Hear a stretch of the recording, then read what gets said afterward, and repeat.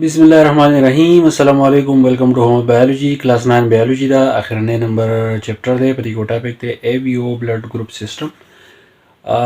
انسان د کله چې موږ لیبارټري ته لاړ شو نو موږ زموږ بلډ ګروپ چې دی هغه ټیسټ کړ.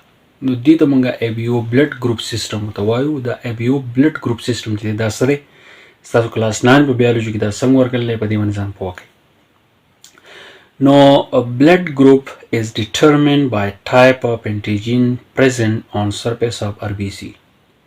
که زمونږ blood group معلومو نو چې کم زمونږ په جسم کې چې کم RBC دي کمی ته چې مونږ red blood cell وایو نو د red blood cell په دې surface باندې لپاسه یو سیز موجود دی چې هغې ته ویل کېږي انټیجن او د هغې انټیجن نه پته لګي چې آیا دا که بلډ ګروپ چې دی دا A دی دا B دی دا AB دی یا دا O دی. Antigen is a substance that stimulates the production of antibodies. انټیجن داسې یو سیز دی چې دا پیدا کوي antibodies. antibodies داسې یو سیز دی چې کله زمونږ بدن ته یو سیز لاړ شي هغه زمونږ د جسم دپاره چې دی پیدامن نه وي زمونږ دپاره نقصان دی نو د هغې خلاف قوت مطابقت په شکل باندې چې دی یو کار کوي. انټیجن نارملی ګیو نو ریسپانس. انټیجن چې دی نارملی د دې بل څه کار چې دی نشته خو دا صرف دا کار کوي چې د انټي باډي چې ده هغه سټیمولیټ کوي او موټیویټ کوي هغه پیدا کوي. when foreign particles enter the WBC respond by producing antibodies against them. چې کله foreign substance foreign particle مطلب بیکټیریا وایرس پنجای بل فنګس زموږ جسم ته لاړ شي نو WBC دا کار وکړي چې دا انټي باډي پیدا کړي اگینسټ د دغه شیز کوم چې زموږ جسم ته چې دی هغه تل دی د دې خلاف چې دی انټي باډیز پیدا کړي هغې چې دی بیا جنګ کوي. اوس اے بی او بلډ ګروپ سیستم چې دی دا چا ډسکور کړو ډسکور ان 1900 بای کارل لینسټینر. دا یو ساینټسټ و دغه نوم کارل لینسټینر په 1900 کې چې دی دا ډسکور کړو او 4 ټایپس اف بلډ ګروپ دي زموږ سره یو زموږ سره A دی بل B دی بل AB دی او د هغې نه علاوه بل چې دی نو هغه زموږ سره O دی.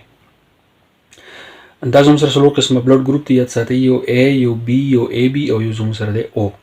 نو these blood groups are due to presence of specific antigen on the surface of RBC. زموږ سره چې کوم RBC دا کوم red blood cell چې دي د هغوی له پاسه چې کوم سرفیس دی نو په دې باندې له پاسه دا څلور قسم انټیجن چې دی څلور نه خو درې قسم انټیجن چې دی نو هغه موجود دي. هغه به تاسو ته څنګه پته لګي هغه که تاسو دې ټیبل ته وګورئ نو تاسو به پوه شئ. په دې ټیبل کې کالمونه دي یو کالم کې لیکل دی ګروپ A بل کې لیکل دی ګروپ B بل کې ګروپ AB بل کې ګروپ O دی.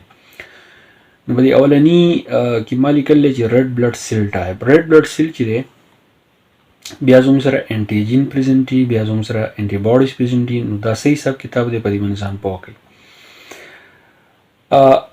ریډ بلډ سیل ټایپ په دې قطار کې تاسو وګورئ زموږ سره یو سیل دی د دې په دې منځ کې لیکل دی A بیا B دی بیا AB دی یا O دی.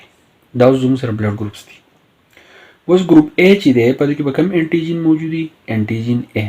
ګروپ B چې دی په دې کې به کوم انټیجن موجود دي B انټیجن او کوم ګروپ AB چې دی نو په دې کې به کوم انټیجن موجود دي انټیجن A او B دواړه. او زموږ سره کوم ګروپ O دی نو په دې کې انټیجن چې دا نه نشته. بیا زموږ سره انټي باډیز دي نو په ګروپ A کې زموږ سره انټي باډیز چې دی نو هغه B انټي باډي ده یعنی انټي B انټي باډي. بیا زموږ سره ګروپ B کې زموږ سره انټي A مطلب A انټي باډیز دي. په ګروپ AB کې زموږ سره چې انټي باډیز نشته او د ګروپ O دپاره زموږ سره دوه انټي باډي چې دي موجود دي انټي باډي A او انټي باډي B. نو د دې نه زموږ سره بلډ ګروپ پته چې دی لګي خو دا یاد ساتئ کم ګروپ O چې دی په دې کې انټیجن نشته او کم ګروپ AB چې دی نو په دې کې انټي باډي چې ده نو هغه نشته. نو تاسو چې په ګروپ A کې انټیجن A دی نو دا زموږ ګروپ A شو. په ګروپ B کې زموږ سره انټیجن B دی نو دا زموږ سره بلډ ګروپ B شو او په ګروپ AB کې زموږ سره انټیجن AB موجود دی نو دا زموږ سره بلډ ګروپ AB شو. خو یاد ساتئ زموږ سره چې کوم ګروپ O دی نو په دې کې انټیجن چې دا نو هغه زموږ سره نشته. نو دا بلډ ګروپ سیستم زه امید کوم په دې به تاسو چې دی پوه شوي په بل لیکچر کې به انشاءالله زه تاسو ته دا ووایم چې د چا بلډ ګروپ A دی نو هغه چا له وینې ورکولی شي د چا نه وینې چې دی اخیستی شي د چا چې بلډ ګروپ B دی نو هغه چا له وینې ورکولی شي د چا نه اخیستی شي. او انشاءالله په بل لیکچر کې درته ووایم. تھینک یو ډېر مننه.